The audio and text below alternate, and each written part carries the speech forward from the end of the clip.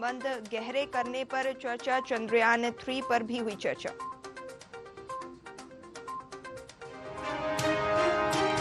चुनाव से पहले आज शाम शिवराज कैबिनेट का विस्तार। 3 मंत्री लेंगे शपथ। राजेंद्र शुक्ला, गौरीशंकर बिसेन और राहुल लोधी का नाम आगे। पश्चिम बंगाल में स्वास्थ्य सेवाओं की समीक्षा। केंद्रीय स्वास्थ्य मंत्री मनसुख मंडाविया ने की समीक्षा। अधिकारियों को दिए जरूरी दिशा निर्देश। विभिन्न मांगों को लेकर कर्मचारी हड़ताल पर। आम जनता से जुड़े काम हुए प्रभावित। जमीनी रजिस्ट्री के कार्य में आई बाधा।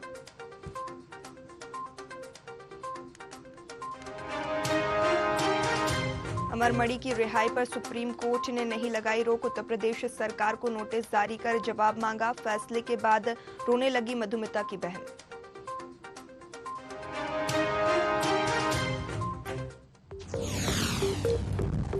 यह है प्रमाण सागर मीडिया नेटवर्क और आप देख रहे हैं न्यूज आवर सबसे आगे।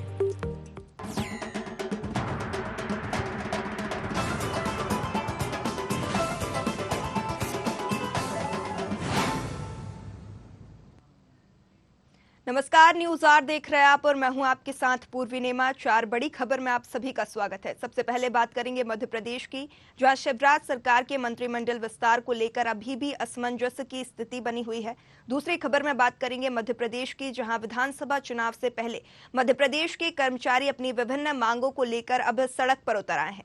तीसरी खबर में भी बात करेंगे उत्तर प्रदेश की, जहां मधुमिता शुक्ला हत्याकांड में आज सुप्रीम कोर्ट में सुनवाई हुई है।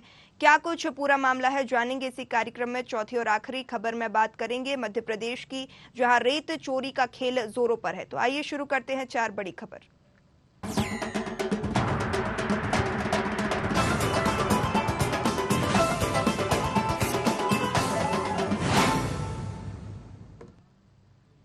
मध्य प्रदेश की शिवराज सरकार के मंत्रिमंडल विस्तार को लेकर अभी भी असमंजस की स्थिति बनी हुई है। जी हां, बुधवार रात को गुरुवार की सुबह 1 घंटे तक चली बैठक भी बेनतीजा रही। तीसरे और चौथे नाम के साथ भाजपा यह तय नहीं कर पा रही है कि 1.5 महीने तक के लिए मंत्री बनाए जाने का फायदा होगा या नुकसान।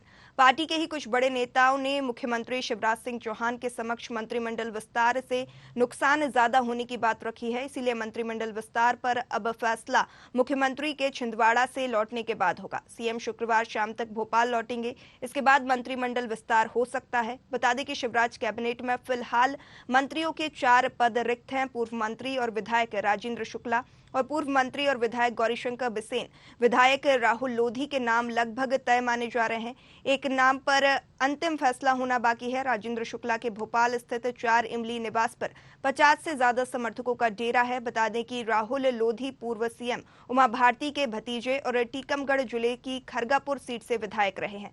राहुल लोधी को शामिल करने उमा भारती और उनके समर्थकों को साधा जा सकता है।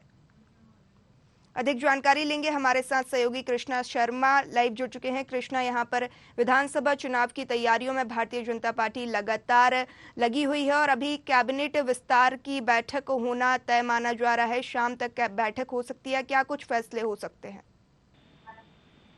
बिल्कुल पूरी, जिस तरह से मध्य प्रदेश के मुख्यमंत्री शिवराज सिंह चौहान राज्यपाल से मुलाकात करते हैं और उसके बाद कयासों के बादल लगातार सियासत में आ रहे थे कि जिस तरह से मंत्रिमंडल है उसका विस्तार होगा और जो विधायक है उनके पास फोन भी गया। गौरीशंकर बिसेन, राजेंद्र शुक्ला का मंत्री बनना लगभग तय माना जा रहा है। लेकिन अभी भी मुख्यमंत्री शिवराज सिंह चौहान के लौटने की राह देखी जा रही है। हालांकि सूत्रों के हवाले से जो खबर मिली है उसमें 3 नाम आज शाम को 8 बजे शपथ ले सकते हैं। सबसे पहला नाम बिंद क्षेत्र से राजेंद्र शुक्ला का है, जो पूर्व मंत्री भी रहे हैं।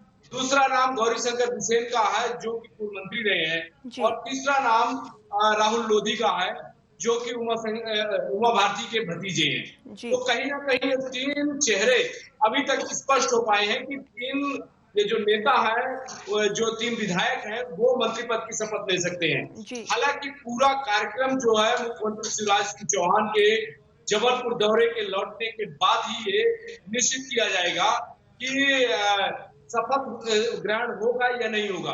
हालांकि ये जरूर बात है कि विधायकों के पास फोन चले गए हैं और 7 बजे उन्हें राजभवन बुलाया गया है जी। सबसे बड़ी बात यह है कि चौथे नाम की अभी भी पूरी तरह से स्पष्ट नहीं हो पाया है क्योंकि कहीं ना कहीं प्रहलाद पटेल के भाई जालम सिंह पटेल का चौथा नाम आया है, लेकिन कहीं ना कहीं सियासी समीकरण जो मध्य प्रदेश के हैं उसके कारण उनका नाम रोका गया है। अब देखना होगा कि मुख्यमंत्री शिवराज सिंह चौहान के लौटने के बाद जो उनका दौरा है वो 7:30 बजे भोपाल लौटेंगे और उसके बाद चौथा नाम कौन सा होता है और आज जो 4 मंत्री है बनने वाले हैं क्या वो आज शपथ लेते हैं या नहीं लेते हैं। जी कृष्णा, अभी भी असमंजस की स्थिति बनी हुई है। कुछ मंत्रियों का कहना है कि मंत्रिमंडल में विस्तार से भारतीय जनता पार्टी को नुकसान होगा। अभी भी विश्वास जो है उनमें नजर नहीं आ रहा है। बिल्कुल, जिस तरह से मुख्यमंत्री शिवराज सिंह चौहान और बड़े नेताओं की बैठक हुई है लगातार मंथन के बाद अभी भी ये निर्णय नहीं हो पा रहा है कि क्या यदि 4 मंत्री बनते हैं इससे आने वाले चुनाव में फायदा होगा या आने वाले चुनाव में उन्हें नुकसान झेलना पड़ेगा।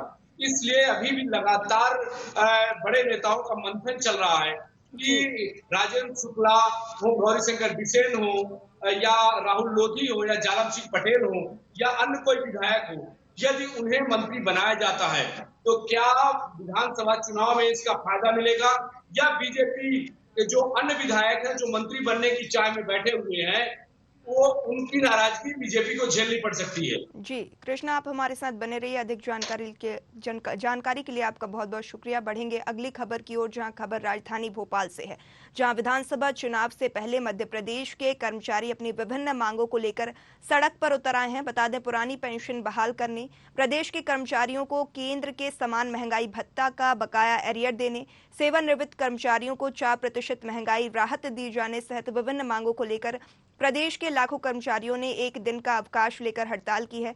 बता दें, जिसके चलते तहसील से लेकर निकायों तक के आम जनता से जुड़े सारे के सारे काम जो है रुक गए हैं।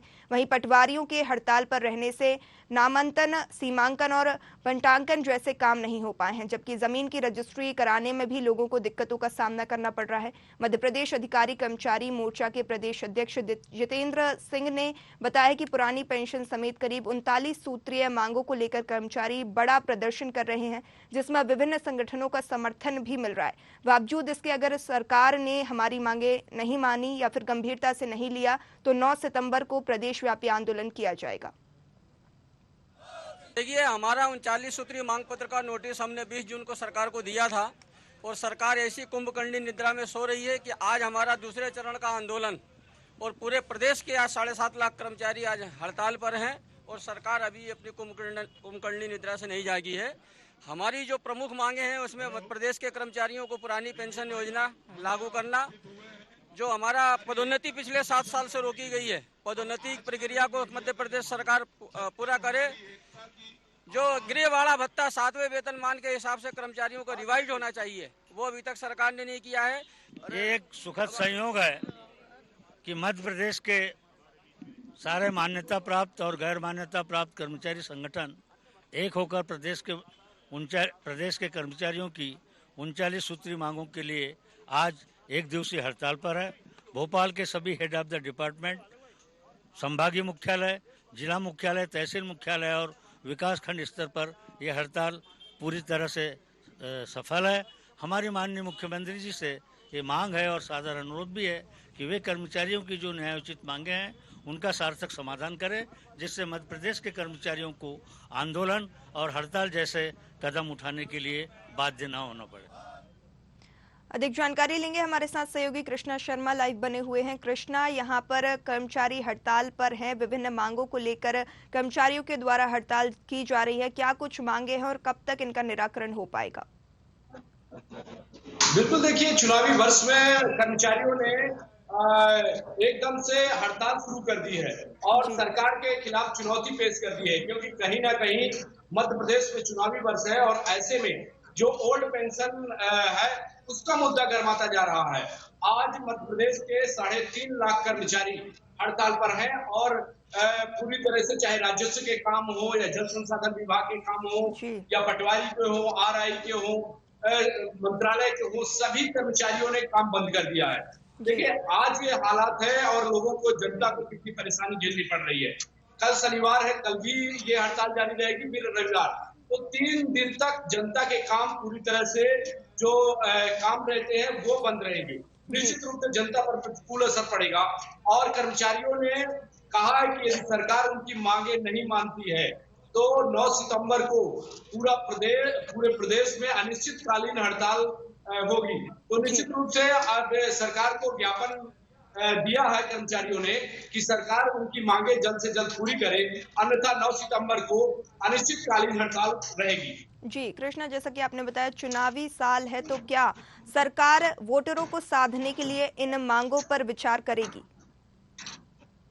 बिल्कुल, देखिए 2003 का जिक्र मैं करना चाहूंगा। जब दिग्विजय सिंह 2003 के पहले थे तो उनपे कर्मचारी विरोधी होने का ठप्पा लगा था और अब मुख्यमंत्री शिवराज सिंह चौहान 18 साल से अधिक मुख्यमंत्री रहे हैं मध्य प्रदेश में। ऐसे में यदि कर्मचारी चुनावी वर्ष में हड़ताल करते हैं या विरोध प्रदर्शन करते हैं तो निश्चित रूप से आने वाले चुनाव में इसका असर मध्य प्रदेश में देखने को मिल सकता है और ऐसे में निश्चित रूप से सरकार कोई ना कोई रास्ता निकालेगी कि कर्मचारियों को खुश कर सके। जी कृष्णा, बहुत बहुत शुक्रिया अधिक जानकारी साझा करने के लिए। हमारे साथ लाइव थे भोपाल से सहयोगी कृष्णा शर्मा, जिन्होंने हमें बताया कि कर्मचारी जो है अनिश्चितकालीन हड़ताल पर जाने की चेतावनी दिए हैं अगर उनकी विभिन्न मांगों को सरकार नहीं मानती है। तो इसी के साथ बढ़ेंगे अगली खबर की ओर, जहां उत्तर प्रदेश के पूर्व मंत्री अमरमणि त्रिपाठी और उनकी पत्नी मधुमिता त्रिपाठी की रिहाई के विरोध में दाखिल अपील शुक्रवार को सुप्रीम कोर्ट में सुनवाई हुई है। सुनवाई के बाद सुप्रीम कोर्ट ने उत्तर प्रदेश सरकार को नोटिस जारी करते हुए 8 हफ्तों में जवाब मांगा है। हालांकि मधुमिता शुक्ला हत्याकांड में 20 साल से जेल की सजा काट रहे अमरमणि दंपत्ति की रिहाई पर रोक को लेकर कोर्ट ने कोई आदेश नहीं दिया है। बता दें कि मधुमिता शुक्ला की बहन निधि शुक्ला इस मामले में कोर्ट की पैरवी कर रही हैं। निधि ने हाल ही में एक वीडियो जारी किया था, इसमें उन्होंने आरोप लगाया था कि अमरमणि त्रिपाठी की रिहाई के लिए उत्तर प्रदेश सरकार की ओर से आदेश जारी हुआ है। दरअसल गुरुवार रात मधुमिता शुक्ला हत्याकांड में अमरमणि त्रिपाठी और उनकी पत्नी मणि की रिहाई के आदेश कारागार प्रशासन और सुधार विभाग ने जारी किए थे। अमरमणि और मधुमणि गोरखपुर की जेल में जीवन कारावास की सजा काट रहे हैं। दोनों कभी भी जेल से बाहर आ सकते हैं। अमरमणि की रिहाई के आदेश जारी होने से पहले मधुमिता की बहन निधि शुक्ला ने रिहाई के खिलाफ सुप्रीम कोर्ट में याचिका दायर की थी, लेकिन सुप्रीम कोर्ट ने रिहाई पर रोक से इनकार कर दिया है।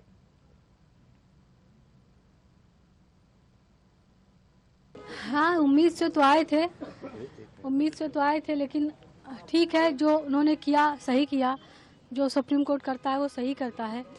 लेकिन गवर्नर साहब से मेरा यही कहना है कि उनके पास भी सारे कागज हैं हमारे, कम से कम वो तो रिहाई पर रोक लगा दे, इतना मेरा निवेदन है माननीय मुख्यमंत्री जी से, गवर्नर साहब से कि अमरमणि मधुमणि पर रिहाई पर रोक लगा दे, क्योंकि 8 हफ्ते का समय बहुत होता है। अमरमणि ऐसा मास्टरमाइंड है जो 8 हफ्ते में बहुत कुछ मैनेज कर सकता है। हो सकता है मेरी हत्या ही कर दे तो कोई पैरवी करने वाला ही ना बचे। तो आप क्या राजपाल से भी कुछ गुहार लगाने जाने वाले हैं क्या? पहले भी हम लगा चुके हैं, अभी जब आए थे पहले भी हमने कई चिट्ठियाँ भेजी हैं, मेल भी भेजे हैं, रिक्वेस्ट भी करी है, अभी कर रहे हैं।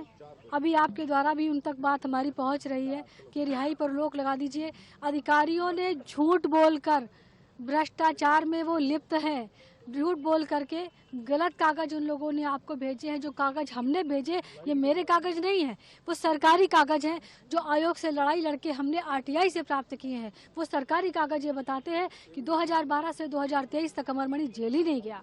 जब जेल ही नहीं गया तो फिर सजा माफी की बात कहाँ से आती है? कौन सा कानून है? मेरी समझ में नहीं आ रहा कि उत्तर प्रदेश में कौन सा कानून चल रहा है। अधिक जानकारी लेंगे, हमारे साथ ब्यूरो हेड लखनऊ से प्रशांत राव लाइव जुड़ चुके हैं। प्रशांत, यहाँ पर मधुमिता हत्याकांड में 20 साल हो चुके हैं और आज दंपत्ति की रिहाई के लिए सुप्रीम कोर्ट ने रोक पर इनकार कर दिया है, क्या कुछ जानकारी है? बिल्कुल, देखिए ये बड़ा मसला था उत्तर प्रदेश सरकार को लेकर। जब 20 साल पहले यह बड़ा कांड हुआ था, अमरमणि के ऊपर कवित्री मधुमिता शुक्ला हत्याकांड का आरोप लगा था, लगातार इसकी जांच चल रही थी और उसके बाद अमरमणि त्रिपाठी को उसके जेल जाना पड़ा, उसकी पत्नी को भी जेल जाना पड़ा और ये मुकदमा लगातार जारी था। 20 साल से वो जेल काट रहे हैं। ऐसे में सुप्रीम कोर्ट की तरफ से उन्हें बेल मिली है और इसमें अब जो है उन्हें बेल मिलने के बाद जो मधुमिता की बहन है उसने सुप्रीम कोर्ट में याचिका दायर की थी और मांग की थी निधि शुक्ला ने कि ये जो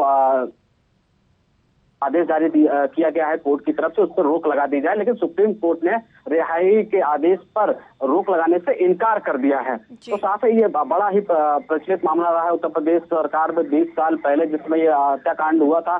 तो इसको लेकर मधुमिता हत्याकांड को लेकर अमरमणि त्रिपाठी पर आरोप लगे थे, जांच भी होती रही, कई बार इसमें उथल पुथल भी हुई, कई गवाह भी परिवर्तित हुए, लेकिन किसी न किसी तरीके से कानून के तरीके पुख्ता ये सबूत रखे गए। उसके बाद अमरमणि को जेल काटना पड़ा और अब 20 साल बाद उन्हें सशर्त जमानत मिल रही है, रिहाई होने वाली है दंपत्ति की। इस पर आगे इस तरीके से उत्तर प्रदेश प्रशासन में देखा जाए तो एक जो बड़ा दाग लगा था वो उस पर जो कार्रवाई हुई थी अमरमणि त्रिपाठी को जेल भेजने के बाद और उसमें सबूत पेश करना था, यह सबसे बड़ा चैलेंजिंग काम था। लेकिन उसके बावजूद भी पुलिस प्रशासन ने और बड़ी मजबूती से काम किया और उसके बाद अमरमणि के खिलाफ ये सबूत जुटा पाए और उन्हें सलाखों के पीछे पहुंचा पाया।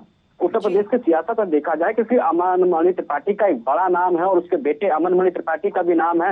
पूर्व विधायक भी अमरमणि त्रिपाठी रह चुके, उनके बेटे अमनमणि त्रिपाठी भी रह चुके हैं और विवादित एक तरीके से कहा जाए परिवार के लोग रहे हैं, किसी न किसी कॉन्स्पिरेसी में हमेशा घिरे रहे हैं, किसी न किसी हत्याकांड में इनका नाम आता रहा है। लेकिन पूर्वांचल की सियासत में बड़ा नाम रखते हैं दोनों, चाहे अमरमणि त्रिपाठी हो या अमनमणि त्रिपाठी। हालांकि अमरमणि त्रिपाठी को अब जेल से रिहा होने को कभी भी वो रिहा हो सकते हैं, उन्हें सशर्त जमानत मिल चुकी है। इसके साथ ही देखा जाए कि सियासी सूबे में भी एक तरीके से जो चहलकदमी मच रही है कि अमरमणि त्रिपाठी जो है वो बाहर निकल रहे हैं, उनके प्रशंसकों में या उनके जो समर्थन है उनमें जरूर खुशी की लहर दौड़ी है कि उनके जो पूर्व विधायक उनके नेता है वो 20 साल बाद जेल के बाहर आ रहे हैं। अमरमणि त्रिपाठी एक ऐसा नाम है जो सियासी महकमे के आसपास एक अपने खुद का पकड़ रखता है और इसके साथ ही यह भी देखा जाए कि अमरमणि त्रिपाठी ने सियासत में कई उलटफेर भी किए हैं। तो अमरमणि त्रिपाठी के साथ जो ये कांड हुआ था और जिसमें उनका नाम आया मधुमिता शुक्ला हत्याकांड, उसके कई सबूत भी रहे हैं जिसके बाद उन्हें सजा मिली थी और सजा काट भी रहे हैं। अब रिहाई के बाद उनके घर वालों में और उनके समर्थकों में एक शांत वातावरण भी है और खुशी का माहौल भी है। जी प्रशांत, जैसा कि आपने बताया कि आरोप जो है सिद्ध हुए थे, सबूत मिले थे, सबूत मिलने के बाद सजा हुई और उसके बाद जमानत मिल रही है। शातिर अपराधी यहाँ पर छूट रहे हैं, क्या कुछ सुरक्षा के इंतजाम यहाँ पर मधुमिता के परिवार को दिए जाएंगे पुलिस प्रशासन के द्वारा? देखिए, मधुमिता की बहन है निधि शुक्ला जिसने आरोप लगाए थे और इसकी पैरवी की थी और उसको सुरक्षा की मांग को लेकर भी अभी जिस तरीके से जब निधि शुक्ला से पूछा गया तो उसने कहा कि लगातार ये लोग जो हैं जांच को पहले भी प्रभावित करते रहे हैं, ऐसे में उसकी जान को खतरा भी है और कई बार जान से मारने की धमकी भी दी चुके हैं। लेकिन देखो, प्रशासन उत्तर प्रदेश में योगी आदित्यनाथ के हाथ में है। मुख्यमंत्री योगी आदित्यनाथ कभी भी किसी की जात धर्म मजहब नहीं देखते हैं, पीड़ित को न्याय देने को पूरा वो तत्पर रहते हैं। पीड़ित के जब भी उनके सामने कोई भी मामला आया है उस पर न्यायोचित कार्रवाई की है मुख्यमंत्री योगी आदित्यनाथ ने। तो ऐसे में देखा जाए पुलिस प्रशासन पूरी तरीके से मुस्तैद है। जो निधि शुक्ला है उनको सुरक्षा पुलिस अपने हिसाब से देगी और जो भी उन्होंने मांग की है, जो भी आरोप अमरमणि के परिवार पर लगाए हैं उसकी भी जांच होगी। साथ ही साथ अमरमणि अगर जेल से बाहर निकल रहे हैं तो उसके बाद भी पुलिस की निगरानी रहेगी उनके ऊपर। और इसके साथ ही जो पीड़ित परिवार है मधुमिता शुक्ला का, उसके साथ भी पुलिस लगातार कानूनी तौर पर उन्हें सुरक्षा मुहैया कराएगी और तत्परता के साथ अगर कोई घटनाक्रम होता है तो उसके लिए भी पुलिस वहां पर मुस्तैदी से काम कर रही है। किसी भी तरीके की कोई अनहोनी ना हो उसको लेकर भी अमरमणि के परिवार के लोगों को पहले ही पुलिस ने ताकीद कर दिया है कि अब किसी प्रकार से अगर कोई भी अनहोनी पीड़ित परिवार के साथ होती है तो उन्हें कानून के तौर पर कड़ी सजा फिर मिलेगी। तो ऐसे में नहीं लगता है कि अमरमणि परिवार की तरफ से कोई ऐसी हरकत की जाएगी, क्योंकि जानते हैं कि उत्तर प्रदेश में मुख्यमंत्री योगी आदित्यनाथ का राज है। यहाँ कोई पैरवी नहीं चलती है, यहाँ किसी भी तरीके का कोई भी घालमेल नहीं चल सकता है। कानून के तहत यहाँ कार्रवाई होती है और साफ तौर से जिस तरीके से मुख्यमंत्री योगी आदित्यनाथ यहाँ कानून पर शिकंजा कसे हुए हैं तो अपराधियों में भय और खौफ का माहौल है। भले ही अमरमणि त्रिपाठी एक बड़ा रसूख रखते हो, लेकिन जानते हैं कि उत्तर प्रदेश में मुख्यमंत्री योगी आदित्यनाथ है तो ऐसी हिमाकत करना शायद उनके लिए लाजमी नहीं होगा, उनके लिए नुकसानदायक होगा। तो इस साफ है कि उत्तर प्रदेश प्रशासन पीड़ित को न्याय देने में कहीं भी कोई कसर नहीं छोड़ेगी। प्रशांत, यहाँ पर कांग्रेस लगातार आरोप लगा रही है कि बेटी बचाओ का जो नारा है वो सिर्फ कागजों तक सीमित है। बिल्कुल पूर्वी, देखिए कांग्रेस हो या फिर समाजवादी पार्टी हो या बहुजन समाज पार्टी हो, अन्य जो भी विपक्षी दल है भारतीय जनता पार्टी के खिलाफ, वो लगातार यही बता रहे हैं बेटी बचाओ बेटी पढ़ाओ अभियान भारतीय जनता पार्टी का केवल एक जुमला है। लेकिन ये जिस तरीके से चाहे हाथरस कांड हो, इसके साथ ही सहारनपुर कांड हो, चाहे फिर बुंदेलखंड के कांड हो, ये गिनाते रहे हैं। लेकिन मुख्यमंत्री योगी आदित्यनाथ ने जब भी मामलों का संज्ञान उनके समक्ष आया है, उन्होंने पूरी कठोरता से उसका पालन किया है और पुलिस न्यायिक व्यवस्था को भी कहीं ना कहीं उन्होंने दोषी मानते हुए कई अधिकारियों पर कार्रवाई भी की है। और उसके साथ ही उत्तर प्रदेश में कानून व्यवस्था को चुस्त दुरुस्त रखने को लेकर मुख्यमंत्री समय समय पर बैठकें भी करते हैं। इसके साथ ही चाहे वो उत्तर प्रदेश के डीजीपी हो, आईजी हो, डीआईजी हो, इसके बाद जोन के आईजी, डीआईजी हो और एसपी हो, एसएसपी हो, पुलिस कमिश्नर हो, समय समय पर उनके साथ बीसी करते हुए कानून व्यवस्था को चुस्त दुरुस्त करने की बात करते हैं। हालांकि ऐसी घटनाएं उत्तर प्रदेश में आती हैं जो कहीं ना कहीं पुलिस महकमे के ऊपर बड़ा दाग लगाती है, लेकिन मुख्यमंत्री योगी आदित्यनाथ भी नहीं चूकते हैं ऐसे अधिकारियों पर कार्रवाई करने को लेकर। और जो दोषी होते हैं वो उनको मालूम है कि उत्तर प्रदेश में योगी आदित्यनाथ की सरकार है, अगर किसी भी तरीके से किसी भी माँ बहन या बेटी के ऊपर कोई भी गलत हरकत करते हैं, किसी घटना को अंजाम देते हैं, तो उनके घर पर कभी भी बुलडोजर चल सकता है। यदि यहाँ के अपराधियों को मालूम है साफ तरीके से, तो मुख्यमंत्री योगी आदित्यनाथ के कानून का भय अपराधियों में बड़ी अच्छी तरीके से है।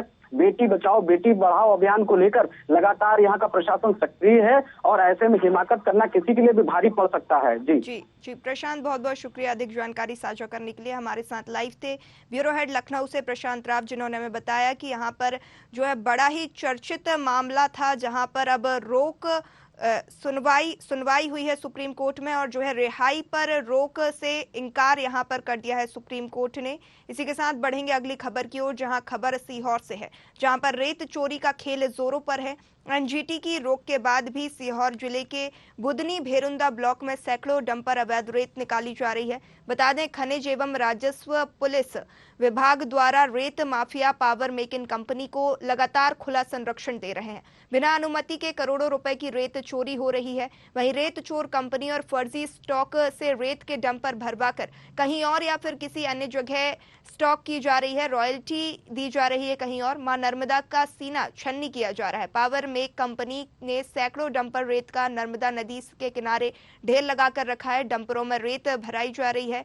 जहाजपुरा से रेत भराए गए डंपरों को महंगे दामों में बेचकर रेत की कालाबाजारी की जा रही है। साथ ही ग्राम पंचायत सरपंच अर्जुन गौर ने बताया कि एनजीटी की रोक लगने के बाद भी गांव में फर्जी स्टॉक लगा हुआ है, जिससे कि रोज सैकड़ों डंपर रेत भरने के लिए आते हैं। कई बार शिकायत की गई है, लेकिन पावर मेक कंपनी के अवैध स्टॉक पर कोई कार्रवाई नहीं हुई है और लगातार जहाजपुरा से रेत चोरी हो रही है, रॉयल्टी कहीं और दी जा रही है।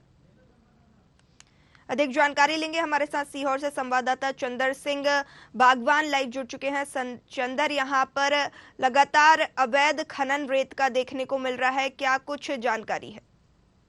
पूर्वी बताना चाहूंगा कि ये सीहोर जिले के ग्राम पंचायत जहाजपुरा है, जहाँ की पावर में कंपनी द्वारा 1000 से लेकर 1500 डंपर के करीब जो रेत है एनजीटी के नियम और कानून कायदों का उल्लंघन कर नर्मदा नदी के किनारे इकट्ठी की गई है, जो कि स्टॉक की जो परमिशन दी जाती है उसके अनुसार नहीं है। लेकिन इसके बावजूद भी खनिज विभाग, पुलिस विभाग और राजस्व विभाग जो है कि पूरा जिला प्रशासन पावर में कंपनी की गुलामी कर रहा है और इस फर्जी स्टॉक पर कोई कार्रवाई नहीं कर रहा।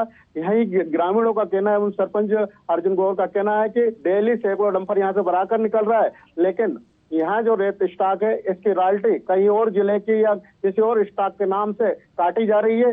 रॉयल्टी यहाँ नहीं, यहाँ से 10 किलोमीटर दूर काटी जा रही है, जो कि लाखों करोड़ों रुपए का नुकसान ग्राम पंचायत एवं राजस्व को हो रहा है। देखा जाए तो कई रॉयल्टियां हमारे द्वारा वो पकड़ी गई है जिनमें की जहाजपुरा की रेत है और रॉयल्टी रायसेन और खाते गांव की निकली है। जी चंदर, अगर राजनीतिक लिहाज से देखा जाए तो सीहोर बेहद ही अहम क्षेत्र माना जाता है। मुख्यमंत्री का लगातार वहां पर दौरा रहता है। उस क्षेत्र में लगातार रेत का अवैध उत्खनन हो रहा है। पावर मेकिंग कंपनी को संरक्षण प्राप्त हो रहा है। क्या कार्रवाई अब करनी चाहिए और क्यों नहीं हो पा रही है कार्रवाई? हाँ, पूर्वी में बताना चाहूंगा कि ये जो रेत माफिया कंपनी है वो क्या है कि हर महीने स्थानीय कांग्रेस एवं स्थानीय बीजेपी के जो बड़े नेता, जिला अध्यक्ष, ब्लॉक अध्यक्ष तरीके और पत्रकार, उन सभी को लिफाफे पहुंचा रही है और दूसरा अधिकारियों को। इसलिए कोई भी इस अवैध खनन और फर्जी स्टॉक के बारे में कुछ नहीं कहना चाहता। अभी हमारे साथ ग्राम पंचायत जहाजपुरा के सरपंच जी, आप चाहे तो उनसे भी पूछ लीजिए क्या है पूरा मामला। जी चंदर, यहाँ पर क्या कुछ और ग्रामीणों का कहना है? हाँ, ये सरपंच साहब आपको बताएंगे क्या है पूरा मामला। यहाँ पर स्टॉक अवैध लगा हुआ है। 3 बालक की मौत हो चुकी है। यहाँ पर रेत अवैध निकलने से 24 घंटा मशीन चलाई गई है। 3 वर्ष से लगातार पावर में कंपनी द्वारा मशीन चलाई जा रही है। मजदूर यहाँ से परेशान है, मजदूरी को पैसे दिए नहीं गए आज तक, और उन्होंने गुंडे पाल के रखे हैं जो मजदूर को परेशान करते हैं और लगातार अवैध रेत निकाल रहे हैं यहाँ से मशीन द्वारा, पुगलैंड जेबीसी मशीन द्वारा, और स्टॉक की यहाँ पर परमिशन नहीं है, इसके बाद भी स्टॉक लगा के और यहाँ से रेता निकाली जा रही है। जी चंदर, क्या कुछ अब ग्रामीणों की अगली प्रतिक्रिया रहेगी, क्या कुछ कदम रहेगा इस कदम में? पूर्वी में बताना चाहूंगा कि ये जो फर्जी स्टॉक है, इस पर पावर में कंपनी द्वारा 1 दर्जन से अधिक गुंडे लगाए गए हैं जो कि ग्रामीणों को भी परेशान करते। कोई अगर उस स्टॉक का वीडियो बनाता है तो उसके साथ मारपीट करते। अब मैं भी आपको लाइव वहीं से देता, लेकिन वहाँ जो गुंडे हैं वो जब ग्रामीणों के साथ हरकत करते हैं तो मेरे साथ भी करते। इसलिए सरपंच साहब ने बोला कि अपन ग्राम पंचायत से लाइव देते हैं और पूरा हाल यहीं से बताते हैं, क्योंकि ये जो पावर में कंपनी है उसने पूरे प्रशासन को खरीद रखा है। पावर में कंपनी का ठेका जो है 30 जून को खत्म हो चुका है। एनजीटी लगी है, एनजीटी के नियम अनुसार नर्मदा नदी के 5 किलोमीटर तक कोई रेत का स्टॉक नहीं हो सकता। लेकिन उसके बावजूद भी हजारों। जिला कलेक्टर को इस मामले में जानकारी है कि जिला कलेक्टर के संज्ञान में ये पूरा मामला है? पूर्वी इस रेत का मामला जिला कलेक्टर, कमिश्नर, आईजी, एसपी, मुख्य सचिव, टोटल अधिकारी और टोटल नेताओं को पता है, लेकिन सिर्फ यह है कि वो बाप भला नवैया सबसे बड़ा रुपया, जो कहावत है वो सही है। सबके यहाँ पैसा जा रहा है। डेली एनजीटी की रोक के बावजूद सैकड़ों डंपर रेत बेची जा रही है। जो रेत ठेकेदार द्वारा पावर में द्वारा 400 रुपए घन मीटर खरीदी गई थी, उसका 1400 रुपए घन मीटर खुलेआम लिया जा रहा है। और दूसरी बात यह है कि पैसे 1400 रुपए घन मीटर ले रहे हैं रेत के, और तीसरा यह है कि भरवाई के 22,000 ले रहे हैं। 48,000 रुपए एक डंपर से ले रहे हैं, लेकिन देने वाले डंपर मालिक और ड्राइवर के पास कोई रिकॉर्ड नहीं है कि कंपनी के लोगों को उन्होंने पैसा कितना दिया, क्योंकि जो रॉयल्टी है उसमें सिर्फ घन मीटर लिखा रहता है, कोई पैसा नहीं लिखा रहता। डेली पूरे सीओर के बुधनी विधानसभा में जहाँ पे नर्मदा नदी है और रेत खदाने हैं, डेली 500 से 700 डंपर आज की तारीख में जब एनजीटी लगी है तब भरा रहे। मतलब ये कि 3 करोड़ रुपए की डेली पावर में कंपनी रेत बेच रही है, और दूसरा 3 करोड़ का 14% के हिसाब से जो जीएसटी है 42 लाख रुपए डेली जीएसटी चोरी कर रही है रेत माफिया कंपनी। जी चंदर, बहुत बहुत शुक्रिया अधिक जानकारी साझा करने के लिए। हमारे साथ सीहोर से लाइव थे चंदर सिंह बागवान, जिन्होंने हमें बताया कि यहाँ पर रेत का अवैध उत्खनन लगातार जारी है। पावर मेक इन कंपनी के द्वारा यह अवैध खनन किया जा रहा है और लगातार जिला प्रशासन की तरफ से पावर मेक इन कंपनी को संरक्षण दिया जा रहा है। इसी के साथ 4 बड़ी खबर में फिलहाल इतना ही। ऐसी ही तमाम खबरों के लिए बने रहिए न्यूज़ आवर के साथ। नमस्कार।